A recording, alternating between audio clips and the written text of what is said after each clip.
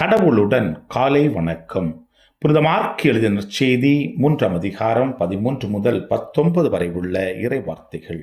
இயேசு மலைமேல் ஏறி தாம் விரும்பியவர்களை தம்மிடம் வரவழைத்தார்.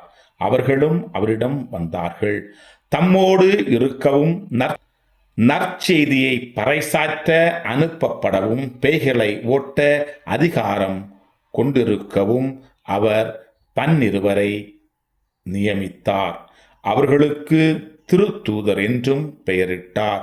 அவர் ஏற்படுத்திய 12 முறையே பேதுரு என்று அவர் பெயரிட்ட சீமோன், செபதேயுவின் மகன் யாக்கோபு, யாக்கோவின் சகோதரரான யோவான், இவ்விருவருக்கும் இடியை போன்றவர் என பொருள்படும் பொவனேத்கேசு என்று அவர் பெயரிட்டார்.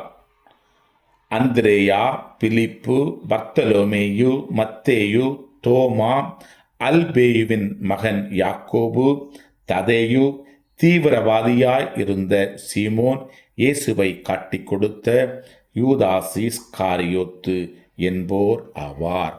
கிறிஸ்துவின் நற்செய்தி.